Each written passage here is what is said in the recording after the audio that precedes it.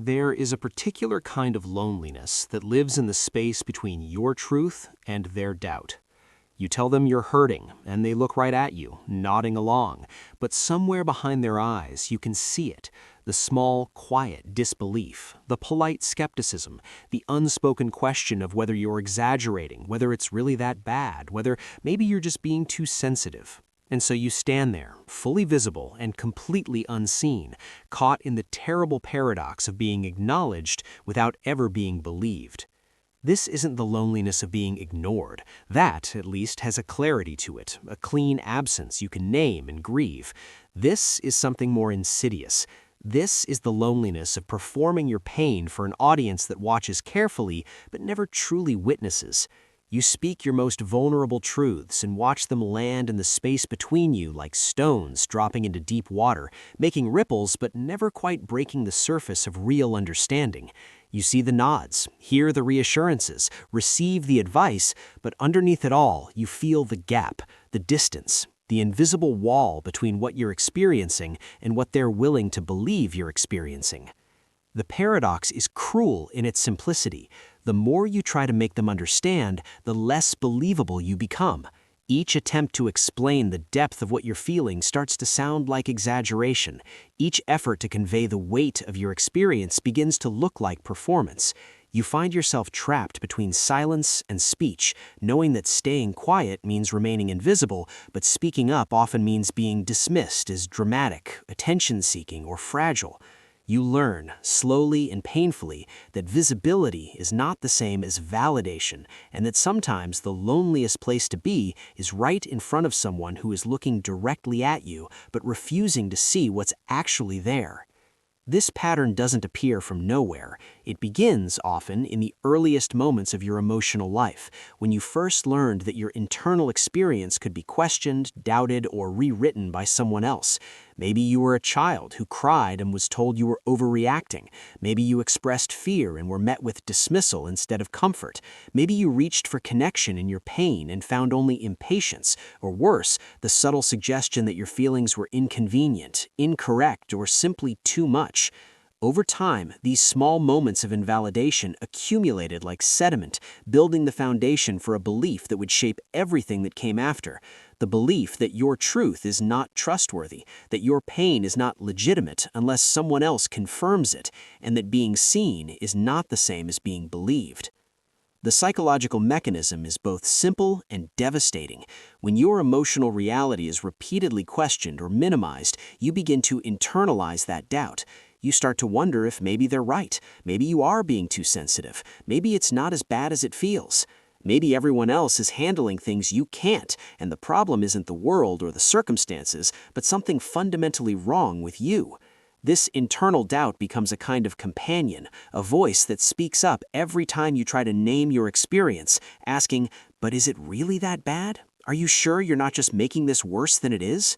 And so you begin to doubt yourself even as you're living through your own experience, creating a fracture between what you feel and what you allow yourself to claim you feel.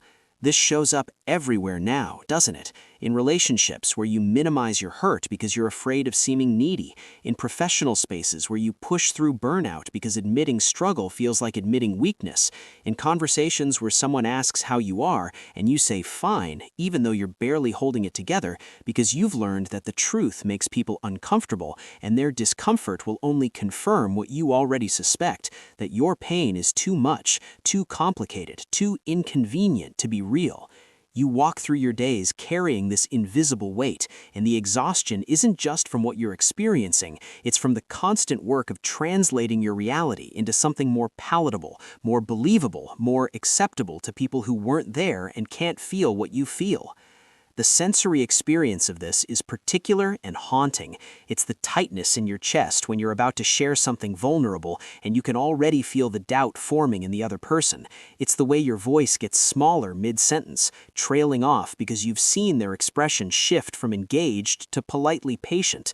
It's the hollow feeling that follows those conversations, the awareness that you showed up honestly and still somehow left more alone than when you arrived. It's lying awake at night, replaying what you said and how they reacted, wondering if you could have explained it better, made them understand, proven that what you feel is real. The loneliness sits in your throat like something solid, something you can't quite swallow and can't quite speak. And here's the defense that keeps this cycle alive.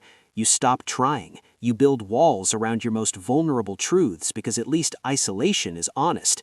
At least if you don't reach out, you won't have to face that particular flavor of rejection that comes from being heard but not believed. You tell yourself it's self-protection, and in a way it is, but it's also a prison, because by protecting yourself from the pain of not being believed, you guarantee that you'll never be fully known. You trade the risk of invalidation for the certainty of invisibility, and somewhere deep down, a part of you understands that this is its own kind of death, a slow fading into a life where you're technically present but emotionally absent, where you show up in rooms but never really arrive, where you're surrounded by people who think they know you but have only ever met the version of yourself you've deemed safe enough to show. But let's reframe this for a moment, because what you've been doing isn't weakness, it's not dysfunction or pathology or some failing of character, it's survival. You learned through experience that your emotional truth was not safe in the hands of others, and so you did what any intelligent, feeling being would do. You protected it. You became careful. You learned to translate, to minimize, to perform a version of pain that others could witness without discomfort. This wasn't manipulation, it was adaptation. And the fact that you're still here, still trying to find ways to connect despite how many times you've been dismissed or doubted, speaks to a resilience that deserves recognition, not shame. The path forward isn't about making others believe you. That, paradoxically, is where the trap lies. Waiting for external validation keeps you hostage to other people's capacity for empathy, which will always be limited by their own experience and their own defenses. The path forward is about reclaiming your right to believe yourself. It's about recognizing that your emotional experience is valid, not because someone else confirms it, but because you're living it. It's about practicing the radical act of trusting your own internal reality, even when the world around you is skeptical. This doesn't mean you stop sharing or stop seeking connection. It means you start from a different place. You speak your truth not to convince anyone, but because it's yours and it deserves to be spoken.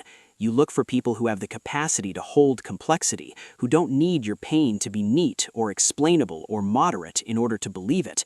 And when you encounter doubt, you learn to let it say more about their limitations than about the legitimacy of what you feel. This is slow work, and it won't always feel good. There will still be moments when you share something true and are met with that familiar flicker of disbelief. But you'll start to notice something shifting.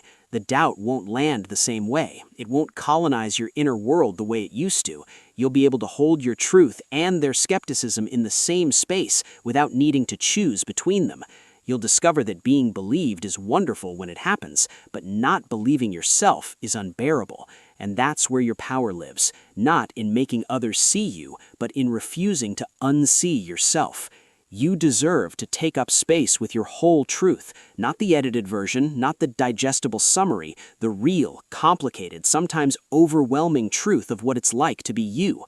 And if that makes some people uncomfortable, if it exceeds their capacity for belief, that's information. That tells you something about what they can offer, not about what you're allowed to feel. The loneliness of being seen but never believed is real, and it cuts deep. But there's another side to this. There's the relief of finally believing yourself, the freedom of knowing your truth doesn't require an audience, the quiet dignity of showing up as you are and letting the world decide what it can handle. What's the thing you've been afraid to say out loud because you're not sure anyone would believe you? What truth have you been carrying in silence, waiting for permission to know it's real? You don't need that permission. You never did.